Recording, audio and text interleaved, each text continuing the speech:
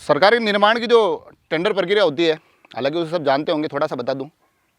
विषय मेरा सरकारी टेंडर नहीं है, मगर वहाँ तक जो विषय तक पहुँचने के लिए इसको जानना थोड़ा सा मैं इनका हल्का सा बता देते हैं। होता यह है कि सरकार टेंडर निकालती है, ठेकेदार वो टेंडर प्रक्रिया में भाग लेते हैं, अपने अपनी रेट देते हैं। अब वो बिलों के खेल होते हैं, और जो ये जितना भयंकर कंपटीशन है ना, ठेकेदार कम से कम रेट भरता है ताकि उसका टेंडर हो सके। उसके बाद फिर कुछ छुपे हुए सेवा शुल्क, मिठाई के डिब्बे, उसके बाद अपने पैसे निकलवाने के लिए लंबी चौड़ी भागदौड़। ये तमाम प्रक्रिया और ये तमाम व्यवस्था इतनी जटिल हो गई है कि गुणवत्ता को प्रभावित करती है इस कलाकार कंपटीशन के दौर में। अच्छी बात यह है कि पुराने समय में ये दिक्कत कम थी। ये दिक्कत कम थी इसलिए ये पीछे जो आप एक लंबी पाल देख पा रहे हैं, ये बन पाई। ये रासमंद की सबसे प्रसिद्ध रासमंद झील नौचौकी, हमारी नौचौकी की पाल है। और जब भी मैं रासमंद झील की बात करता हूँ, किसी से बताता हूँ इसके आगे की तरफ जो झील है, तो मैं कहता हूँ कि ये दुनिया की सबसे खूबसूरत झील है, और यकीनन है। पर आज हमने सोचा क्यों ना यार इस खूबसूरत झील के दूसरे चेहरे तक पहुँचा जाए, उससे भी थोड़ा सा रूबरू हो। और जब मैं इस तरफ आया, जो इसकी मजबूत एक पाल है, जो न जाने सैकड़ों वर्षों से अपनी जिम्मेदारी बड़ी बखूबी निभा रही है, उसकी स्थिति देखकर कुछ अच्छा महसूस नहीं हुआ। अच्छा इसलिए नहीं लगा कि जिस नौचौकी को संभालने की सबसे ज़्यादा जिम्मेदारी जिस पाल पर है, शहर को सुरक्षित रखने की सबसे ज़्यादा जिम्मेदारी जिस पाल पर है,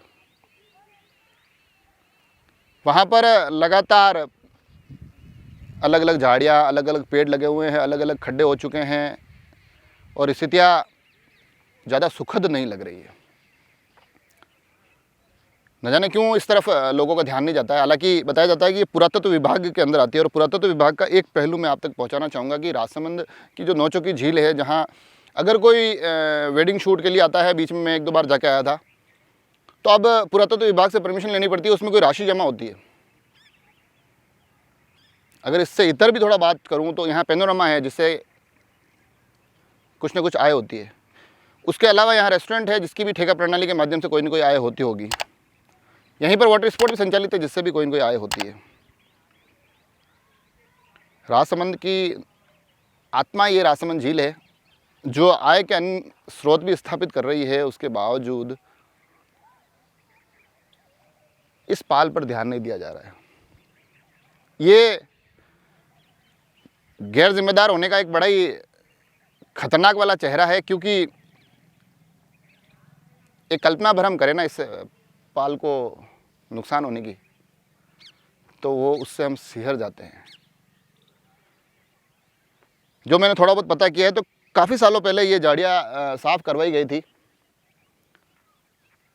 अब मैं चाहूँगा कि पुनः एक बार चाहे नगर परिषद, यहाँ के जनप्रतिनिधि, प्रशासन, स्थानीय लोग, पुरातत्व विभाग, ये तमाम लोग एक दूसरे के लिए सीमांकन करने की बजाय इस पाल के काम को दुरुस्त करें।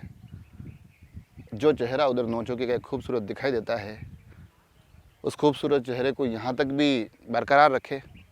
इन तमाम जालियों से, इन पेड़ों से, इन नीचे बनते खड्डों से इस पाल को मुक्त करवाए, ताकि न केवल एक सुरक्षा की जिम्मेदारी, एक सुरक्षा का पुख्ता बंदोबस्त हो, बल्कि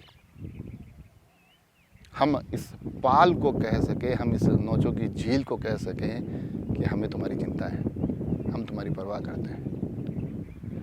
जुड़े रहे राजसमंद एक्सप्रेस से। धन्यवाद।